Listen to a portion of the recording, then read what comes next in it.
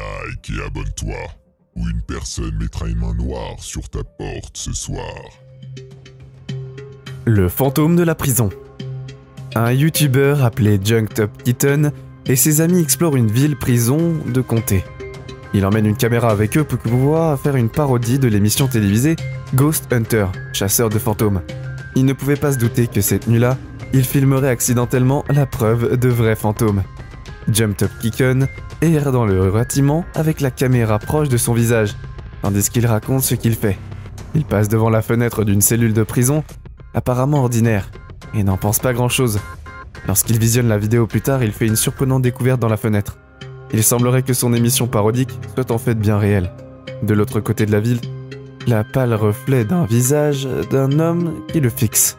On peut clairement voir les contours du front, du nez et les yeux vides du fantôme. Sa tête est inclinée vers la droite, presque comme s'il jaugeait un nouvel arrivant. Sa bouche a l'air d'une ligne fine et inexpressive. En tout cas, le fantôme a un timing incroyable. Puis au moment où Junktopkitten dit qu'il cherche des preuves de fantômes, l'un apparaît justement à la fenêtre. C'est presque comme si le fantôme essayait de manifester sa présence. Peut-être qu'il essayait même de faire appel à quelqu'un qui pourrait le délivrer de sa triste cellule.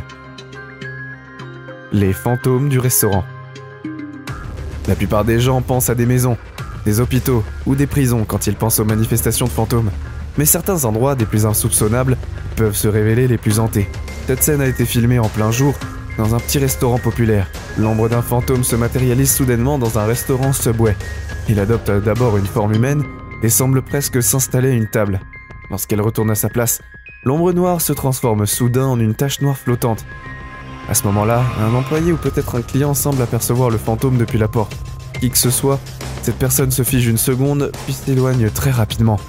L'orbe noire ne prête pas attention à l'humain, tandis qu'elle flotte jusqu'à la fenêtre et s'y attarde. C'est presque comme si elle observait le monde extérieur.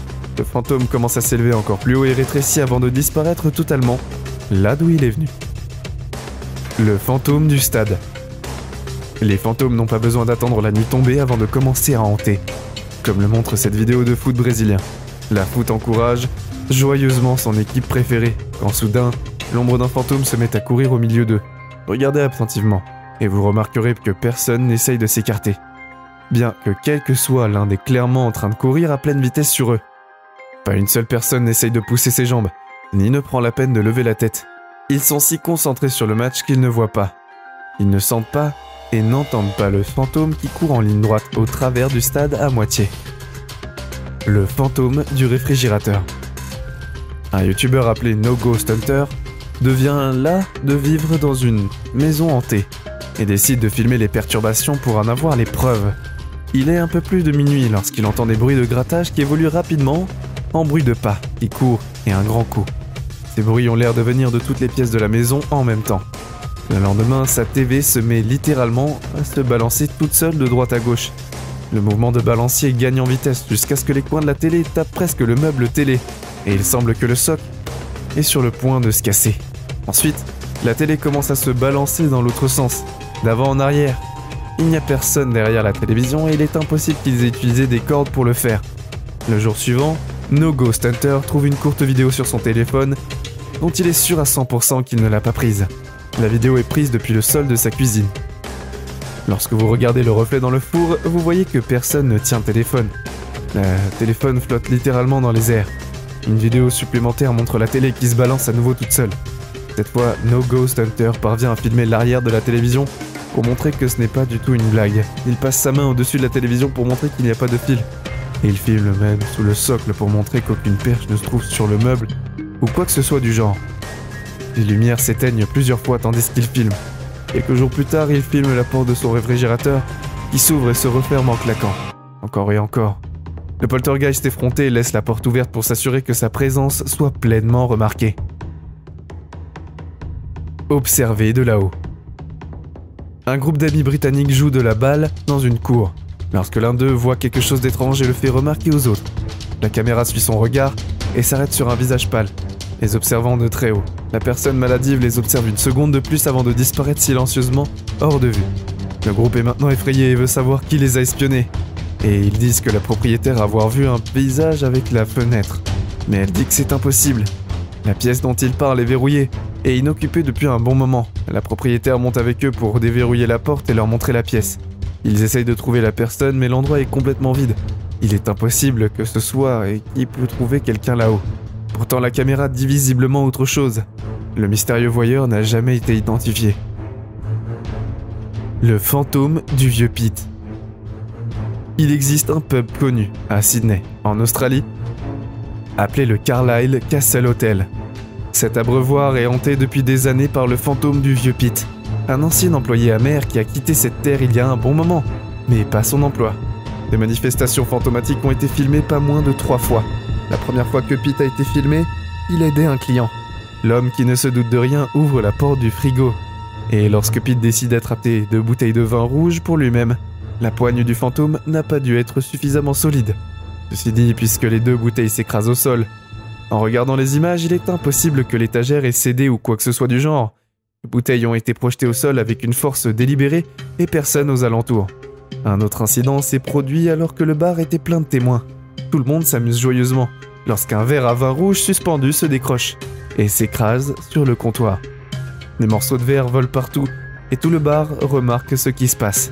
Bien qu'il ait pu s'agir simplement d'un drôle d'incident, quelles étaient les chances que de tous les verres et le vin rouge, celui qui se trouve directement au-dessus du serveur se trouve être celui qui tombe et se brise? Le timing est presque trop parfait pour une coïncidence. Le vieux Pete frappe à nouveau.